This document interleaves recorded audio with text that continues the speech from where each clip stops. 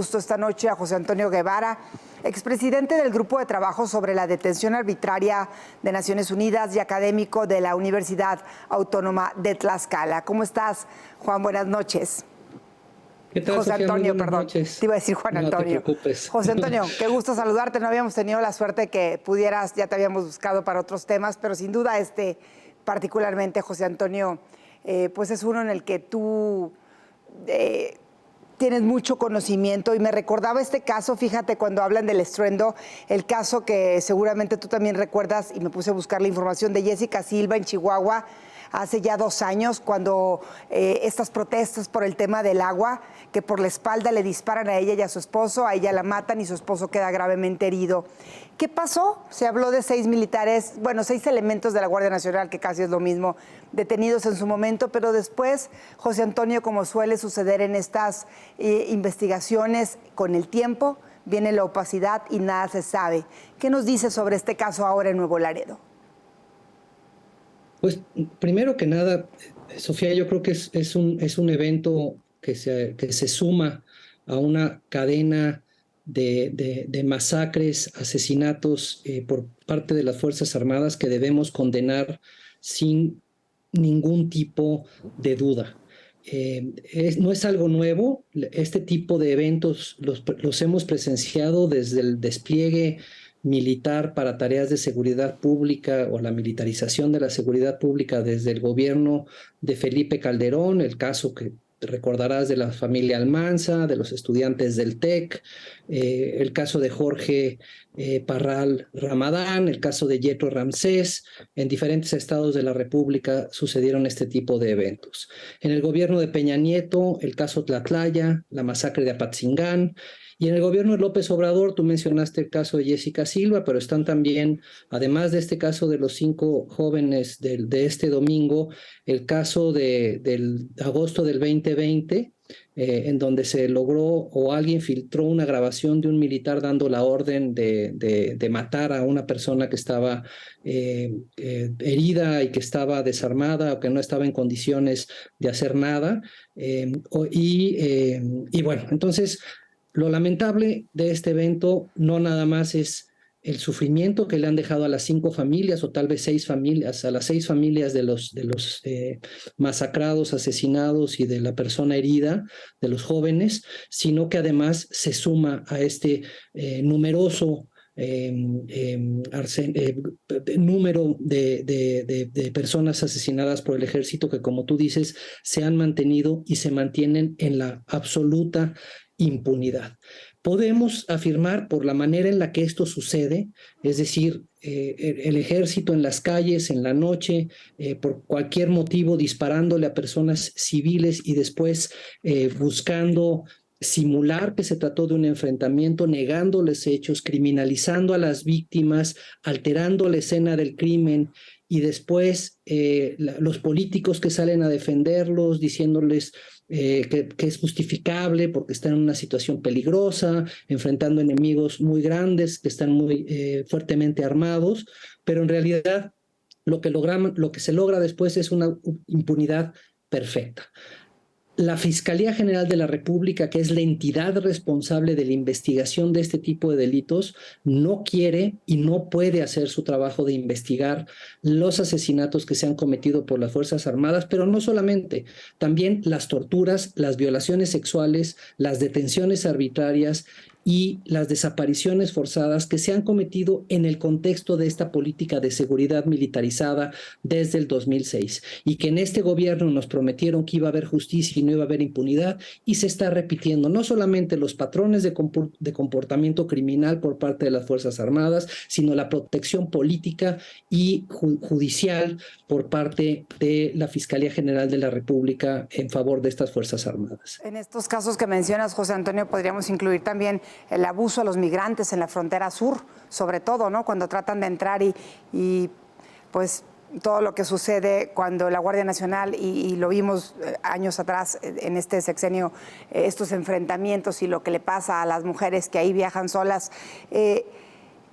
¿Qué tendría que venir cuando hablamos de esta impunidad, cuando se trata de elementos tanto del Ejército como de la Guardia Nacional, que además, qué bueno que decías lo que ha sucedido en otros sexenios para que no digan, ay, solo marcan lo que pasa con el presidente López Obrador, pero sin duda es cuando mayor presencia se ha sacado a los elementos del Ejército a cumplir con labores de seguridad civil, para lo que tú en muchas ocasiones y en algún momento lo discutíamos cuando se formaba la Guardia Nacional, nos decías, no tienen ni la capacidad ni la capacitación y aquí están los resultados. En efecto, Sofía, yo creo que una de las cosas muy alarmantes de lo que sucedió el domingo es que lo que se puede observar de la manera en la que las Fuerzas Armadas hacen uso de la fuerza letal, de las armas de fuego, es que no se rigen ni por las normas internacionales y las normas nacionales relativas al uso de la fuerza letal por funcionarios encargados de hacer cumplir la ley. Esto quiere decir las reglas de uso de la fuerza para las policías. Esas reglas, las Fuerzas Armadas en su despliegue actual no la están respetando. Pero tampoco están respetando las reglas del derecho aplicable en casos de conflictos armados. Tampoco están las Fuerzas Armadas, entonces, en una situación, pues yo diría, ideal para que se puedan cometer este tipo de abusos y que no haya consecuencias. No tienen un marco regulatorio que les aplique, no hay instituciones independientes que fiscalicen el actuar, particularmente el uso de la fuerza letal, y cuando se comete un exceso, un abuso, una violación de derechos humanos o un crimen atroz o crimen de lesa humanidad o de guerra como el que vimos con la masacre de los cinco jóvenes, no hay instituciones independientes, autónomas que investiguen, procesen y después acusen ante un poder judicial a estos militares y a los mandos de estas Fuerzas Armadas que han permitido, que han tolerado, que han ordenado o han consentido que este tipo de eventos sucedan con absoluta impunidad. ¿Qué es lo que creo que debería de suceder? Pues ya estamos claros que ni en el gobierno de Calderón, ni en el gobierno de Peña Nieto, ni ahora en el gobierno de Andrés Manuel López Obrador han querido o han podido investigar a los responsables de estas atrocidades. Y nos quedan dos alternativas, pienso yo, y esto no solamente lo pienso yo, si hay un colectivo amplio de organizaciones de la sociedad civil, instituciones académicas y expertos independientes que han propugnado, por un lado, que la Corte Penal Internacional inicie una investigación sobre estos crímenes cometidos en el contexto de la política de seguridad por las Fuerzas Armadas. Y si la Corte Penal Internacional investiga, tendría que investigar a los más altos funcionarios públicos que han permitido, tolerado, ordenado u organizado esta política de seguridad en donde se contemple como un procedimiento estandarizado de operación, el matar, torturar, desaparecer, violar o detener arbitrariamente.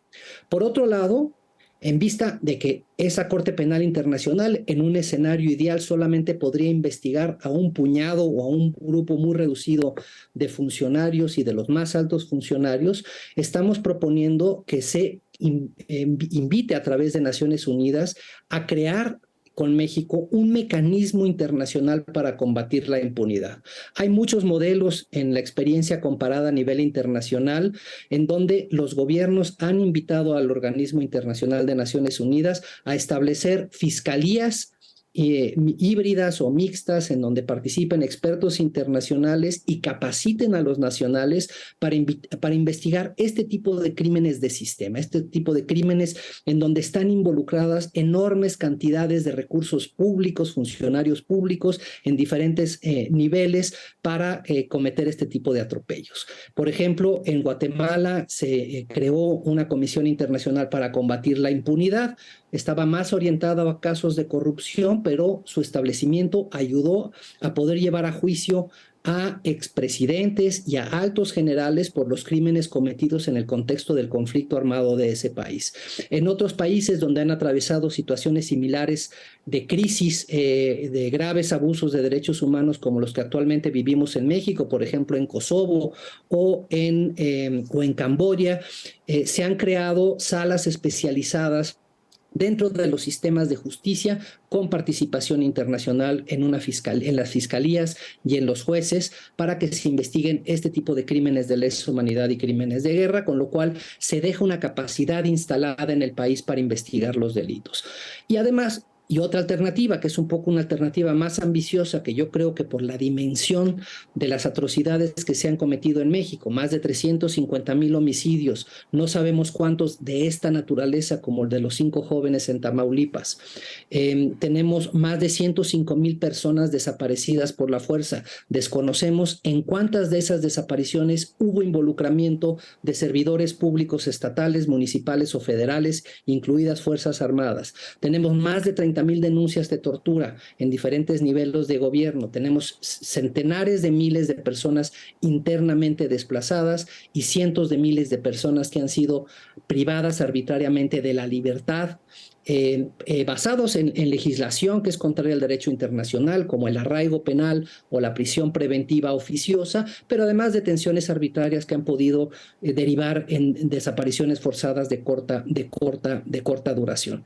Todo este tipo de crímenes podrían ser investigados por un tribunal ad hoc, un tribunal especializado para México, que pueda llevar a juicio y desmantelar las estructuras de impunidad y corrupción que nos están corroyendo, están destrozando a la democracia. El hecho de que no haya fiscalías independientes permite que se cometan delitos electorales, delitos de corrupción y delitos de lesa humanidad y de guerra como los que actualmente nos convocan a platicar.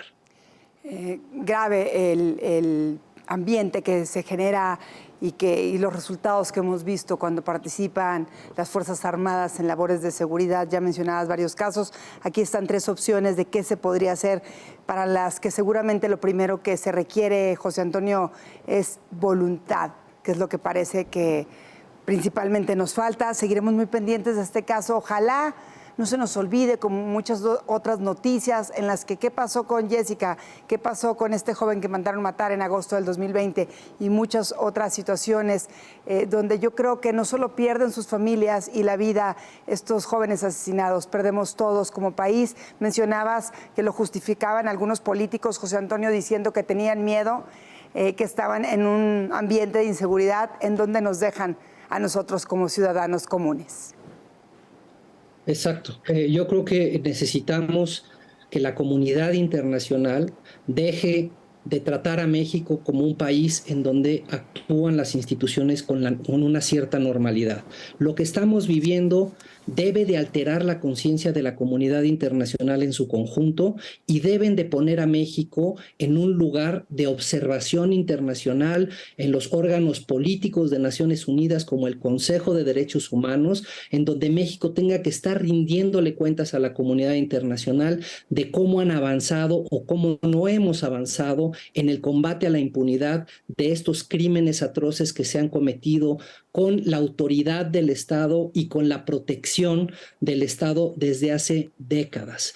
Necesitamos que la comunidad internacional, que los países democráticos que están comprometidos con los derechos humanos ayuden a que la maquinaria penal internacional se active y que los máximos responsables de este tipo de políticas, que repito, llevamos más de 16 años en este tipo de dinámicas, sean llevados a juicio en tribunales nacionales de terceros países o en la Corte Penal Internacional. Pero lo que no puede ser es que la comunidad internacional siga viendo a México como un país en donde se cometen algunos delitos como si fuera cualquier otro país. En México se están cometiendo crímenes de lesa humanidad, crímenes de guerra y gravísimas violaciones de derechos humanos en el marco de la política de seguridad militarizada. No es propio de este gobierno, viene desde el gobierno de Calderón, se continuó con el gobierno de Peña Nieto y si no les ponemos un alto, estos crímenes van a continuar por más tiempo. Ojalá así sea, José Antonio.